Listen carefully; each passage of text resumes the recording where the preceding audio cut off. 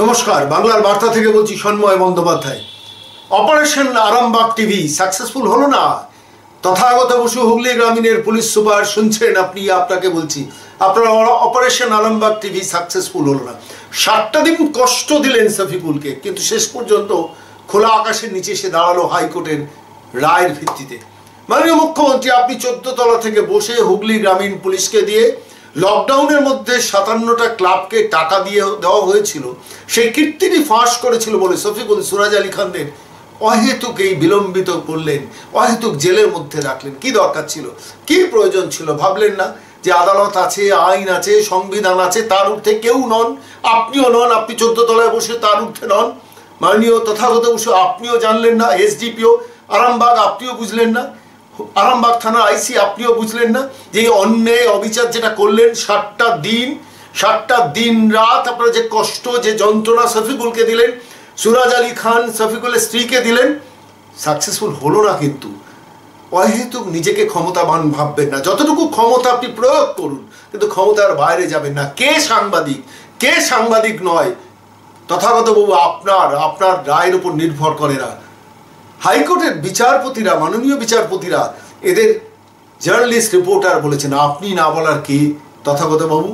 আপনি মাননীয়াকে খুশি করার জন্য সিদ্ধাটা বেঁকিয়ে দিয়ে সরাসরি এদের অহেতুক জেলবন্দি করে রাখলেন, হাতে ক্ষমতার অপপ্রয়োগ করলেন। একজন ঠিকাদারকে দিয়ে ভুয়ো এফআইআর করে, একটা নয় 6টা এফআইআর করিয়ে তাদের যে যন্ত্রণা দিলেন, তাতেও কিন্তু সিদ্ধাটা দেখাননি শফিকুল সুরাজ আলী খানরা।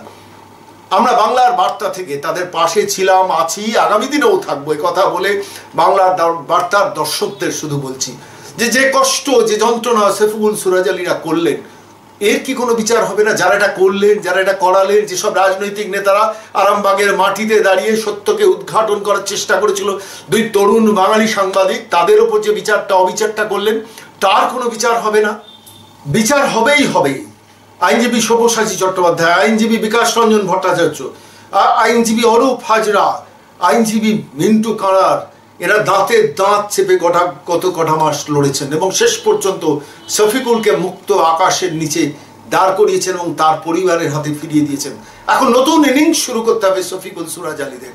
বাংলার মানুষ, ভারতবর্ষের মানুষ, সারা পৃথিবীর বাঙালি যারা শফিকুল সুরাজ আলীদের পাশে দাঁড়িয়েছিলেন, তাদের সবাইকে একজোট হয়ে এই 2 সাংবাদিকের পাশে দাঁড়াতে হবে।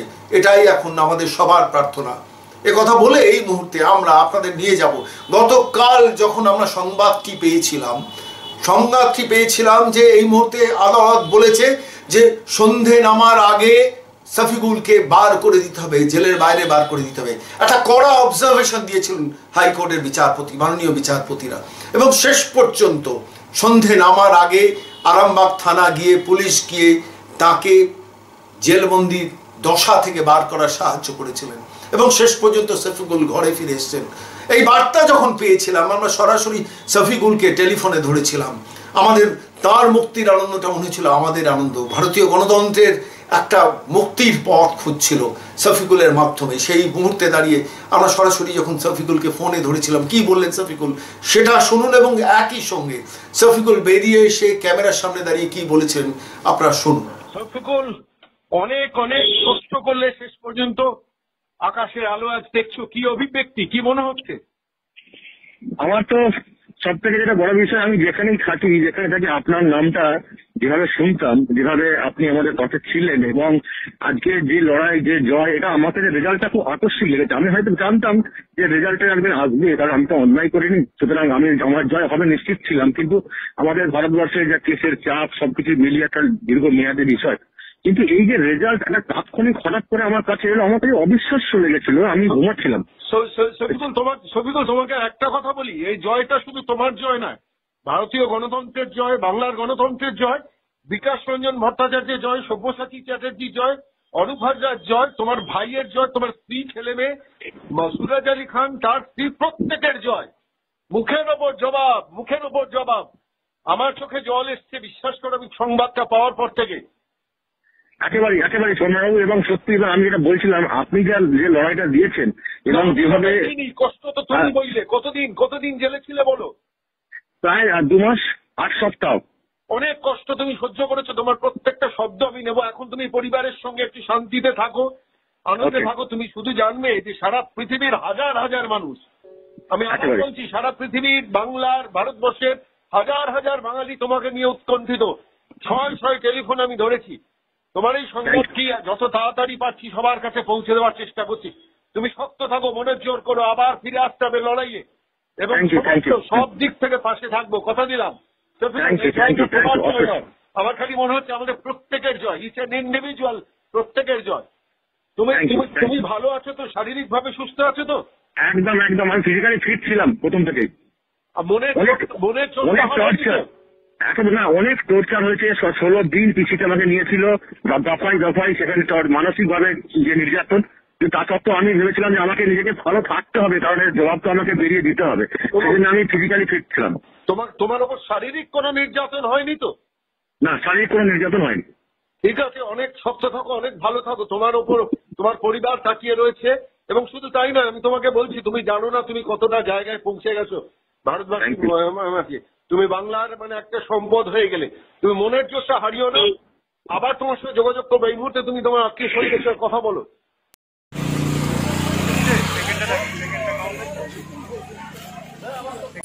আজকে আমার এই যে মুক্তি, এই মুক্তিতে আমি হয়তো তাৎক্ষণিকভাবে আনন্দ পাচ্ছি অবশ্যই, কারণ যে লড়াই আমার চলেছে দীর্ঘ 2 মাস ধরে, আমার পরিবারের প্রতি যে একেবারে হেনস্থা করা হয়েছিল। তবে আমি আজকে যে খুশি, সেই খুশির থেকেও আমি সেদিনই সব থেকে বেশি খুশি হব আজকে এই মুক্তি পাওয়া নিয়ে নয়, যেদিন মুক্ত কণ্ঠে সত্য কথাটা বলতে পারবো, সেই পরিবেশ যেদিন আমার সামনে আসবে, সেদিন সব থেকে বেশি খুশি হব। আজকের এই মুক্তিটা তাৎক্ষণিক, আবার হয়তো কালকে নতুন কোনো কেস দিয়ে আমাকে অ্যারেস্ট করা হতে পারে, কিন্তু আমি আবারও বলছি, আমি সেদিন সব থেকে বেশি খুশি হব যেদিন মুক্ত কণ্ঠে সত্য কথাটা মানুষের সামনে বলতে পারবো অ্যাজ এ জানাবে। সকলে পাশে থাকার জন্য অসংখ্য ধন্যবাদ। কিন্তু আমি আজকে একজনের নাম বা একজনকে আমাকে দেখাতেই হবে, অরূপ রতন হাজরা, আমার আইনজীবী, যে নিরলস একটা নিঃস্বার্থে কাজ করে গেছেন আমার জন্য আজ আরামবাগে।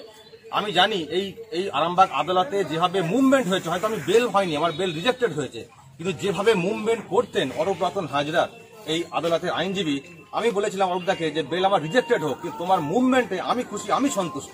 এত সুন্দর মুভমেন্ট তিনি করেছেন। তার সঙ্গে অবশ্যই কলকাতা যারা কাজ করেছেন আমার সঙ্গে আমার এই মুক্তির বিষয়ে, তার মধ্যে অবশ্যই সবার আগে নাম নিতে হবে বিকাশ রঞ্জন ভট্টাচার্য, মাননীয় সাংসদ, সিনিয়র লয়ার, যিনি একেবারে নিঃস্বার্থে কাজ করে গেছেন, এবং তাকে পুরো তত্ত্ব, হোমওয়ার্ক এইসব করে যিনি সহযোগিতা করেছেন, মুভমেন্ট করেছেন সব্যসাচী চক্রবর্তী। তিনিও এমনকি আরামবাগ হাইকোর্টে চলে আসবেন আমার জন্য আমি ভাবতে পারিনি, নিঃস্বার্থে কাজ করে গেছেন, এবং পুরো এই যে ডেটা ওয়ার্ক, টেকনিক্যাল কাজ, সব কাজটা যিনি করেছেন, একবারে ফাইল করা থেকে শুরু করে সমস্ত বিষয়ে পিন্টু কাঁড়ার, জুনিয়র একজন লয়ার, অ্যাডভোকেট, কলকাতা হাইকোর্ট, কিন্তু যে যিনি সঙ্গ দিয়েছেন সিনিয়র লয়ারদের সঙ্গে, এটা অবশ্যই এরা ছাড়া আমি কিন্তু এত সহজে বেরোতে পারতাম না, এটা কিন্তু পরিষ্কার।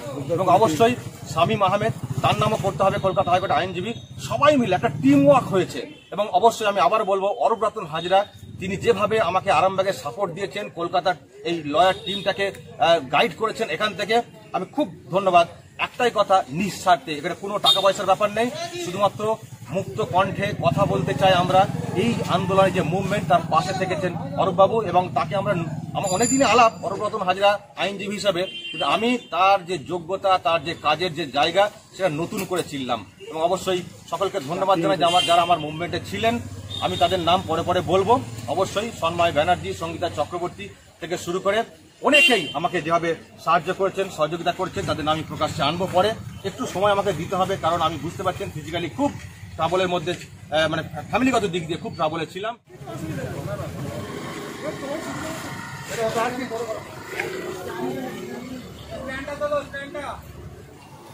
ভালো লাগছিল দেখতে যে 60টা দিন অকারণে বিনা অপরাধে জেলবন্দি হয়ে থাকার পর বেরিয়ে এসো সিদ্ধাটা সোজা রেখে মাথাটা উঁচু করে সফিকুল কথা বলেছিল। কদিন আগে সুরাজ আলী এইভাবেই কথা বলেছে, এরা মাথা উঁচু রাখুক, সমস্ত বাঙালি চান।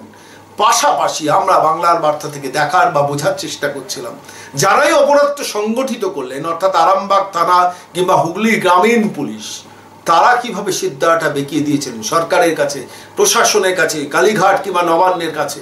আমরা সেটা উপলব্ধি করার নতুন করে চেষ্টা করছিলাম। করতে গিয়ে আমরা আপনাদের এই মুহূর্তে নিয়ে যাব হুগলি গ্রামীণের পুলিশ সুপার তথাগত বসু। কিছুদিন আগে আপনারা জানেন ডক্টর অম্বিকেশ মহাপাত্র, অনিক দত্তরা যখন শফিকুল ইসলাম সুরাজ আলীদের পাশে দাঁড়িয়ে বুদ্ধিজীবীদের একটা আবেদনপত্র বার করেছেন, প্রকাশ করেছেন, তখন মাননীয়ার সম্মানহানি হয়েছে বুঝতে পেরে হুগলি গ্রামীণের পুলিশকে দিয়ে এদের বিরোধিতা করে একটা প্রেস কনফারেন্স করা হয়েছিল। এবং সেই প্রেস কনফারেন্সে আরামবাগ থেকে সমস্ত গাড়িতে করে, গাড়ির ভাড়া দিয়ে সাংবাদিকদের নিয়ে যাওয়া হয়েছিল হুগলি গ্রামীণ পুলিশের অফিসে, এবং সেখানে নিয়ে গিয়ে সাজানো গোছানো একটা প্রেস কনফারেন্স করে কিভাবে শফিকুল এবং সুরাজ আলীরা অপরাধী সেটা বোঝানোর একটা মরিয়া চেষ্টা করছিলেন হুগলি গ্রামীণের পুলিশ সুপার তথাগত বসু। আসুন এই মুহূর্তে সেই দৃশ্যটা আরেকবার দেখুন এবং বোঝার চেষ্টা করুন কত বড় অন্যায় শফিকুল সুরাজ আলীদের উপর করেছিলেন তথাগত বসু। অন্যায় আইন বিরুদ্ধ কাজ অদ্যাবধি করেছে, কিন্তু তার বিরুদ্ধে কোনো ব্যবস্থা নেওয়া হয়নি, তার মানে কোনোদিন ব্যবস্থা নেওয়া হবে না এমন কথা কি কোথাও বলা আছে? সাধারণ মানুষ, একজন অসহায় মানুষ, সে প্রতারিত হয়ে তার কাছ থেকে ভয় দেখিয়ে তার কাছ থেকে টাকা আদায়ের অভিযোগ যখন আমাদের কাছে এসেছে, আমরা আইনানুগ ব্যবস্থা নিয়েছি। আমরা তো আইনের যা ব্যবস্থা তাই নিয়েছি। পুলিশ যে তোলা তুলেছে তার পুলিশের বিরুদ্ধে কোনো ব্যবস্থা নিয়েছে? অবশ্যই তাদের বিরুদ্ধে, তাদের এগেনস্টে ডিপার্টমেন্টাল অ্যাকশন যেটা হয়, ডিপার্টমেন্টাল প্রসিডিং তাদের বিরুদ্ধে শুরু হয়েছে, এবং এটাও কোয়াসি জুডিশিয়াল প্রসেস। কারণ আমাদের কাছে অন্যায়, সে আমাদেরকে, আপনারা সাংবাদিক যারা রয়েছেন, আপনারা সমাজের প্রকৃত চিত্র তুলে ধরবেন। আমাদের ডিপার্টমেন্টের কোনো ভুল হলে আপনারা অবশ্যই তুলে ধরবেন, এবং তার ভিত্তিতে আমরা অবশ্যই ব্যবস্থা নেব। ইভেন সে সাংবাদিক না হওয়া সত্ত্বেও আমরা তাকে ইউটিউবার হিসেবেই ধরছি। সে যে ছবি দেখিয়েছে তার পরিপ্রেক্ষিতে আমরা ডিপার্টমেন্টাল অ্যাকশন নিয়েছি একজন অফিসার এবং দুজন ফোর্সের এগেনস্টে যারা প্রেজেন্ট ছিল। কাজেই আইনের দিক থেকে যে অন্যায় করবে সে আমার ডিপার্টমেন্টের হলেও তার ভিত্তিতে তাকে কোনো রকম আমরা ছাড় দিচ্ছি না। কিন্তু এইটা দেখানোর কারণটা এটা যে সাধারণ মানুষ, এর তো অভিযোগ এবারে এখন আমাদের কাছ থেকে আরো অভিযোগ আসতে আরম্ভ করেছে। সাধারণ মানুষ প্রতারিত হচ্ছে, সাধারণ মানুষের কাছ থেকে, অসহায় গরিব মানুষের কাছ থেকে জোর করে ভয় দেখিয়ে টাকা আদায় করা হচ্ছে। তো তার এইরকম ঘটনায় যদি অতীতে ব্যবস্থা না নেওয়া হয়ে থাকে তার দায় তো আমি নিতে পারি না। আমার নলেজে যখন এসছে আমি সঙ্গে সঙ্গে ব্যবস্থা নিয়েছি আইন মোতাবেক, এবং যা নিয়েছি তা আইন মোতাবেক ব্যবস্থা নিয়েছি। এই যে বিভিন্ন কথাবার্তা হচ্ছে যে তার বাড়িতে ভাঙচুর হয়েছে বা তার বাড়িতে আইন মোতাবেক ব্যবস্থা নেওয়া হয়নি, এই ব্যাপারে এসিজেএম বলা হয়েছে, এসিজেএম আরামবাগ এনকোয়ারি করেছেন, and he is very much satisfied যে পুলিশ সমস্ত কিছু আইন মোতাবেক করেছে এবং আন্ডার ভিডিওগ্রাফি করেছে। এই যে বাড়িতে রেড হয়েছে, সার্চ হয়েছে, তার পুরোটা ভিডিওগ্রাফি করা আছে। কারণ ভবিষ্যতে এই নিয়ে প্রশ্ন উঠতে পারে বলেই আমরা সমস্ত কিছু এমন ভাবে করেছি যে যেখানে আমি যে কোনো প্রশ্নের উত্তর দিতে পারি বা আমার অফিসার যে কোনো প্রশ্নের উত্তর দিতে পারে, এবং এসিজেএম এনকোয়ারি করে he is satisfied, very much satisfied যে না, পুলিশ আইন মোতাবেকই ব্যবস্থা নিয়েছে। আমরা একজন প্রাক্তন আইপিএস অফিসারের সঙ্গে ফোনে কথা বলে জানার চেষ্টা করছিলাম তথাগত বসুরা যে কাজটি করলেন সেটাতে সরকারের ভাবমূর্তি উজ্জ্বল হলো কি হলো না। তিনিও যা বলেছেন আমাদের মতের সঙ্গে মিলে গেল। অর্থাৎ হুগলি গ্রামীণ পুলিশের সুপার তথাগত বসুরা কিংবা ওখানকার এসডিপিও কিংবা আরামবাগ থানার আইসি যে কীর্তিটি করেছেন, মহান কীর্তিটি, এটা কিন্তু সরকারের মুখ পুরল, নতুন করে বলার অপেক্ষা রাখে না। শফিকুল সুরাজ আলীরা অনেক বেশি মানুষের কাছে অ্যাকসেপ্টেবল হয়ে গেল। তাদের সাংবাদিক হিসেবে তাদের কষ্ট, তাদের ত্যাগ, তাদের পরিশ্রম, তাদের প্রতি অবিচার সমস্ত কিছু মানুষের মনে গেঁথে গেল। ফলে স্বাভাবিকভাবে তারা এখন অনেক মুক্ত মনে কথা বলতে পারবে। কিন্তু পাশাপাশি এটাও আমাদের প্রশ্ন, আমাদের মনে হচ্ছিল যে এই সব সরকারি অফিসাররা নিশ্চয়ই নবান্নের নির্দেশে করেছেন, এরা নিজেরা করেননি, সিদ্ধাটা বেঁকিয়ে দিয়েছেন। সিদ্ধাটা সোজা রাখতে পারেন না কেন? তথাগত বসুরা সিদ্ধাটা সোজা রাখতে পারেন না কেন? 57টা ক্লাবকে বেআইনিভাবে, অন্যায়ভাবে লকডাউনের মধ্যে 1 লক্ষ টাকা করে দেওয়া হয়েছে, ভুয়ো ক্লাবকেও দেওয়া হয়েছে। যে সত্যটা সুরাজ আলী খান শফিকুলরা দেখিয়েছেন সেটিতে মাননীয়ার সম্মানহানি হয়েছে, কিন্তু টাকাটা দেওয়াতে তারা অন্যায় করেননি। লকডাউনের মধ্যে যখন লক্ষ লক্ষ মানুষ না খেতে পেয়ে মারা যাচ্ছে, তাদের হাতে 5,000 10,000 টাকা করে না দিয়ে ক্লাবগুলোকে লক্ষ লক্ষ টাকা পাইয়ে দেওয়া হচ্ছে, এবং সেখানে ভুয়ো ক্লাবকে পাইয়ে দেওয়া হচ্ছে। আজকে সেই সংবাদটি পরিবেশন করেছেন বলে তো তাদের পুরস্কৃত করা উচিত ছিল, তা না করে তাদের ভুয়ো এফআইআর দিয়ে জেলবন্দি করে রাখা হয়েছিল। আমাদের খালি বারবার মনে হয় যে যে পুলিশ অফিসাররা, যে আইএস অফিসাররা সিদ্ধারাগুলো বেঁকিয়ে দেন, কি লাভ পান? সরকারি বা কি পায় এইসব পুলিশ অফিসারদের সিদ্ধারাটা বেঁকিয়ে দিয়ে, তাদের দিয়ে এইসব অপকীর্তিগুলোকে নিয়ে? আমরা এটা বোঝার চেষ্টা করছিলাম, নিজেরা বিশ্লেষণ করার চেষ্টা করছিলাম। বহু প্রাক্তন আইএস অফিসার, আইপিএস অফিসারদের সঙ্গে মাঝে মধ্যেই কথা বলি, তারা বারবার একটা কথা বলেন, সরকার যে কাজটা করছে নিজেদেরই সম্মানহানি করছেন, যেভাবে আরামবাগ থানায় কীর্তিটি করানো হয়েছিল। আমরা এই কথা বলে এই মুহূর্তে যাব একটি অন্য বিষয়। সরকার বা প্রশাসন, এ রাজ্যে সরকার বারবার আমলাদের কিভাবে নতজানু করেন তার একটি উদাহরণ আজকে আপনাদের দেব। এই প্রতিবেদন যখন তৈরি করছি ঠিক তার আগের দিন আপনারা জানেন সরকারের পক্ষ থেকে মাননীয় নবান্ন থেকে একটি প্রশাসনিক সভা করেছেন দক্ষিণবঙ্গের 3-4টি জেলাকে নিয়ে, এবং সেখানে সরাসরি উনি ওই ক্যামেরার সামনে বলেন না এই তুমি আছো, এই তুমি আছো, এরকম করে কথা বলেন, আইএস আইপিএস অফিসারদের নাম ধরে ডাকেন। ভালো লাগে না, সেটা নিয়ে অন্যদিন অন্য প্রতিবেদন করবো, কিন্তু এই মুহূর্তে মনে হয়েছে যে একটি বিষয় আমাদের ভীষণ দৃষ্টিকটু লাগলো। বারুইপুরের এসপি রশিদ হঠাৎ মুখ্যমন্ত্রী বসে বললেন, সরাসরি বলতে শুরু করলেন, রশিদ তুমি আছো, বলেই বললেন যে বারুইপুরের এসপি তোমার কি কাজে মন নেই? প্রমোশন তো এখন অনেক দেরি, তুমি কি ভাবছো আমি চলে যাব?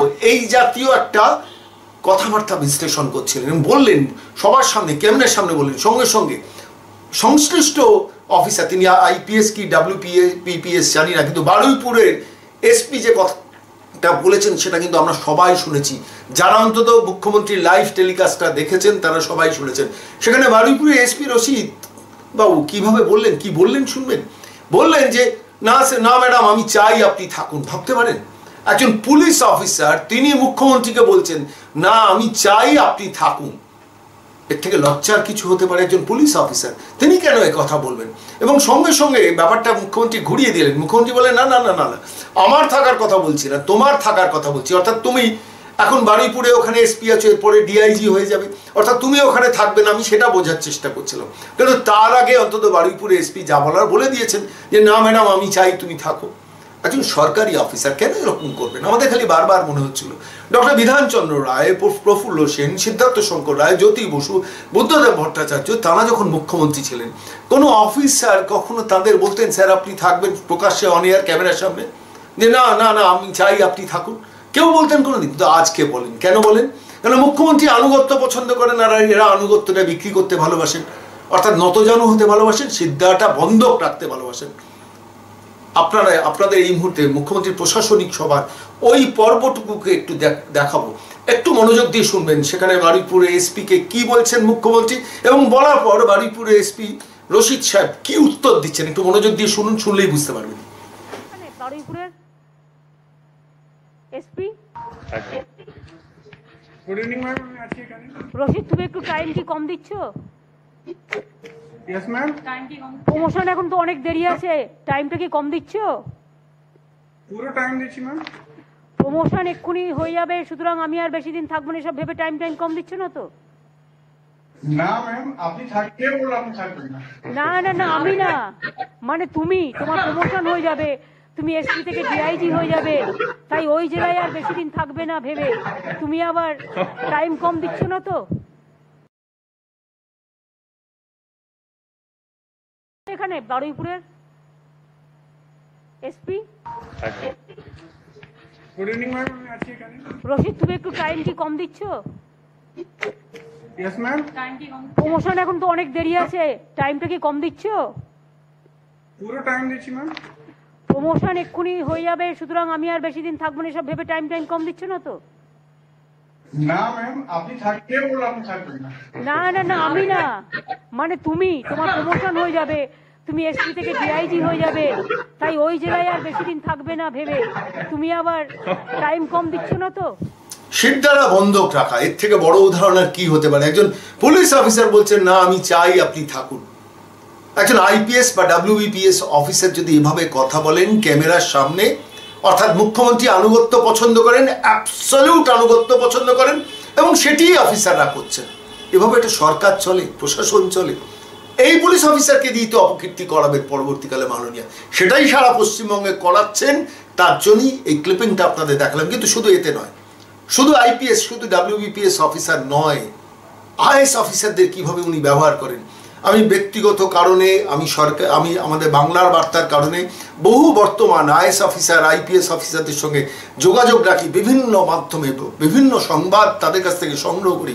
নবান্নের কিংবা রাজ্য সরকার কেমনভাবে চলছে, আইএস অফিসার, আইপিএস অফিসারদের কাছ থেকে টুকরো টুকরো সংবাদ যেগুলো সংগ্রহ করি, সেখানে একটা জিনিস বুঝতে পারে, আইএস অফিসার, আইপিএস অফিসার যারা আনুগত্য দেখাচ্ছেন তারাও কিন্তু মুখ্যমন্ত্রীর এই আচরণটা পছন্দ করেন না, নাম ধরে টাকাটা পছন্দ করেন না, তাদের দিয়ে জোর করে কাজ করানোটা পছন্দ করেন না। আমি প্রশ্ন করেছিলাম, যদি পছন্দ না করেন তাহলে আনুগত্য দেখাচ্ছেন কেন?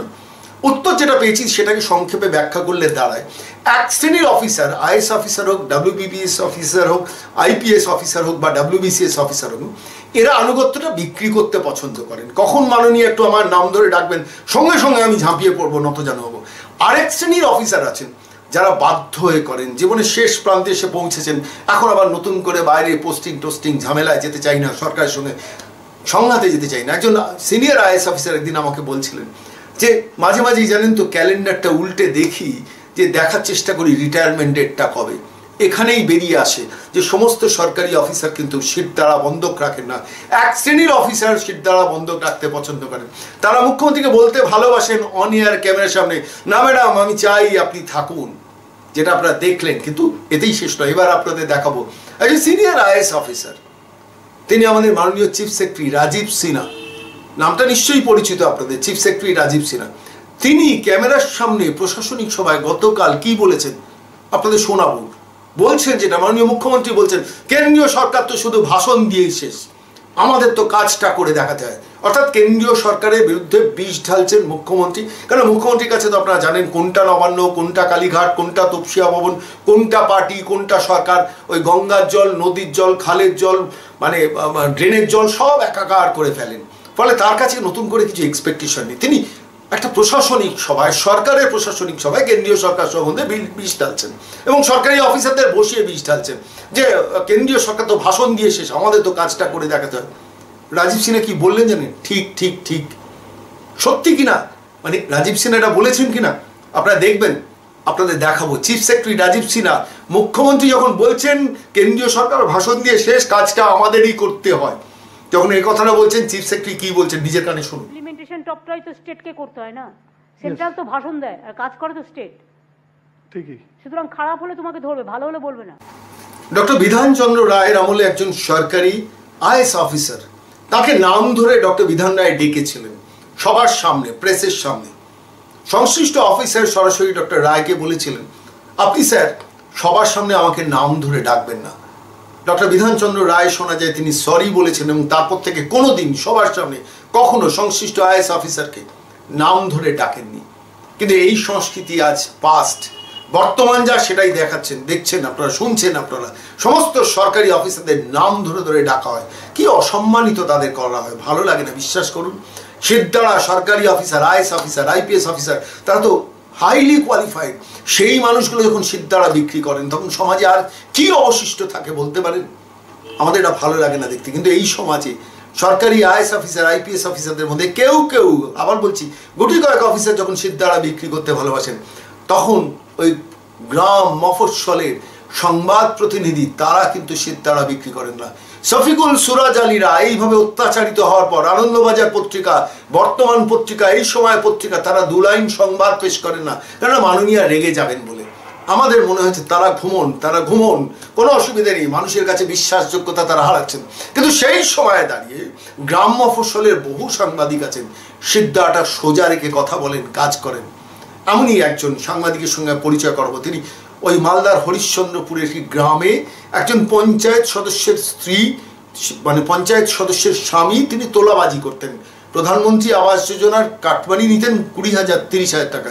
সংবাদটা পেয়ে তিনি কভার করতে গিয়ে তাকে ঘরের মধ্যে রেখে গামছা দিয়ে মারপ্যাচ করে পেঁচিয়ে তাকে প্রায় মেরে ফেলার চেষ্টা হয়েছিল। বেরিয়ে এসে সেই যুবকটি, অর্থাৎ সেই সাংবাদিকটি, সবার সামনে অন এয়ার ক্যামেরার সামনে সেই দৃশ্য বলেছেন। আমাদের খালি মনে হয়েছিল এই মানুষটির কাছে সরকারি অফিসাররা শিখতে পারেন না, এই তরুণ সাংবাদিকের কাছে সরকারি অফিসাররা শিখতে পারেন না। আসুন বাংলার বার্তার আজকের এই পর্বের, এই প্রতিবেদনের শেষ পর্বে মাথা উঁচু করে সেই সাংবাদিককে স্যালুট জানাই। যেভাবে স্যালুট জানিয়েছি শফিকুল সুরাজ আলীতে, ঠিক সেইভাবে এই তরুণ সাংবাদিককে স্যালুট জানাই। অন্তত সিদ্ধাটা সোজা রেখে মৃত্যুর মুখ থেকে ফিরে এসেও, মুখে অক্সিজেনের মাস্ক লাগিয়েও তিনি কিন্তু সিদ্ধার্থ আর বেকার নিজেভাবে সরকারি অফিসাররা হারিয়ে ফেলছেন। দেখুন, নেওয়ার অভিযোগ উঠেছিল এক তৃণমূল নেতার বিরুদ্ধে, কিন্তু খবর করতে এলাকায় যাওয়ার পর ঘরে ঢুকিয়ে গলায় গামছা পেঁচিয়ে আমাদের দিনাজপুর টুডের সাংবাদিককে দলবল নিয়ে বেধড়ক মারধর করে প্রাণনাশের চেষ্টার অভিযোগ উঠেছে শাসক দলের ওই নেতার বিরুদ্ধে। মারধরে গুরুতর অসুস্থ হয়ে পড়েন ওই সাংবাদিক। তার শ্বাস প্রশ্বাসের প্রবল সমস্যা শুরু হয়।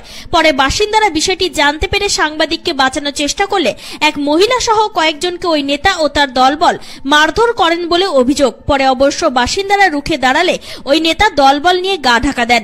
পরে বাসিন্দারা আহত সাংবাদিককে উদ্ধার করে হরিশ্চন্দ্রপুর হাসপাতালে ভর্তি করান। তাকে অক্সিজেন দিতে হয়। শনিবার দুপুরে ঘটনাটি ঘটে মালদার হরিশ্চন্দ্রপুরের কুশিদা গ্রাম পঞ্চায়েতের হোসেনপুর এলাকায়। রাতেই ওই সাংবাদিককে হরিশ্চন্দ্রপুর হাসপাতাল থেকে স্থানান্তর করা হয় চাচল মহকুমা হাসপাতালে। রবিবার সকালে শাসক দলের ওই নেতা অলোক পোদ্দার সহ 5 জনের বিরুদ্ধে পুলিশে অভিযোগ জানান ওই সাংবাদিক। কিছুদিন ধরে এক হোসেনপুরের বাসিন্দারা আমাকে ফোন করে বারবার বলছিল, এমনকি ওখানে কয়েকজন তৃণমূল নেতারাও বলছিল যে একটা খবর আছে, একটা করতে হবে, গরিব মানুষ আছে, একটা ঘর এসেছিল প্রধানমন্ত্রী আবাস যোজনা, কিন্তু সেই প্রধানমন্ত্রী আবাস যোজনাতেই নাকি 30,000 টাকা কাটমানি খেয়ে নিয়েছে ওখানকার স্থানীয় মেম্বার হোসেনপুরের। সেই অভিযোগ কিন্তু ওই হাসিমউদ্দিন নামক যে ব্যক্তি, সে কিন্তু বিডিও অফিসে লিখিত অভিযোগ দায়ের করে। সেই অভিযোগের ভিত্তিতে আমি কিন্তু কালকে গেছিলাম কুশিদা গ্রাম পঞ্চায়েত। প্রথমে প্রধান, ওখানকার যে প্রধান আছে কুশিদা গ্রাম পঞ্চায়েত প্রধানকে ফার্স্টে আমি ধরি, তারপরে কিন্তু হোসেনপুর আসি। হোসেনপুর আসার পর সেই নাসিমউদ্দিন যিনি আছেন, তার বাড়ির পুরো ভিজুয়াল, ওনার বক্তব্য থেকে সবকিছু, গ্রামবাসীর বক্তব্য সবকিছু আমি নিয়েছি। কিন্তু সেখান থেকে আমার তারপরে ফোনে আমি ওনার সাথে যোগাযোগ করার চেষ্টা করি। মেম্বারের যে স্বামী অলোক পোদ্দারকে আমি জিজ্ঞেস করি যে কাকু আপনি কোথায় আছেন? তো উনি আমাকে বলছেন যে আমি এখন মিটিংয়ে আছি, কি হয়েছে বলুন। তো উল্টাপাল্টা আমাকে নোংরা ভাষায় আজে বাজে কথা বলতে লাগলো। তারপরে আমাকে বলে যে ঠিক আছে আমি বাড়িতে আছি। ওখানে গেলাম, ওখানে গিয়ে আমার বাইক ওখানে ছিনতাই করে নেয়। তারপরে আমাকে ঘরে ঢুকিয়ে জোরপূর্বক ভাবে আমাকে বেধড়ক মারধর করে। বারবার কাকুতি মিনতি করেছি যে কাকু মারিয়েন না, আমি করোনা আক্রান্ত ছিলাম, হসপিটাল থেকে এই সবে বাড়ি ফিরেছি।